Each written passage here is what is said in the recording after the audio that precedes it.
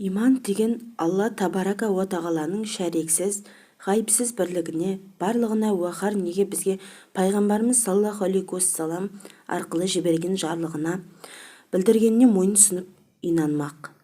Енді бұл иман дерлік инануға екі түрлі нәрсе керек. Әуел не нәрсеге иман келтірсе, соның хақтығына ақылы бірлән дәлел жүргізерлік болып ақылы дәлел испат қыларға жараса, мұны якини иман десек керек.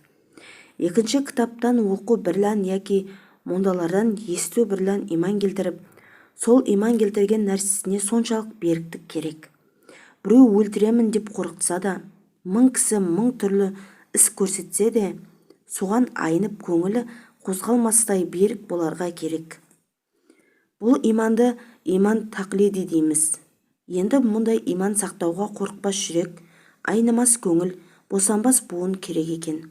Якини иманы бар деуге ғылымы жоқ, тақлиди иманы бар деуге беріктігі жоқ.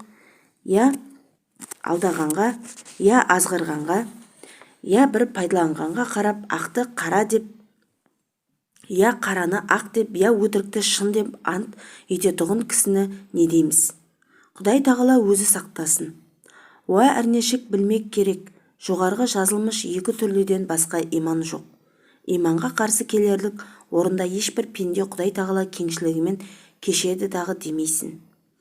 Аның үшін Құдай тағаланың ғафуына яки пайғамбарымыздың шафағатына сыймайды. Уа мүмкін де емес. Қылыш арасында серт жоқ деген жалған мақалды қуат көрген мұндай пенденің жүзі құрысын.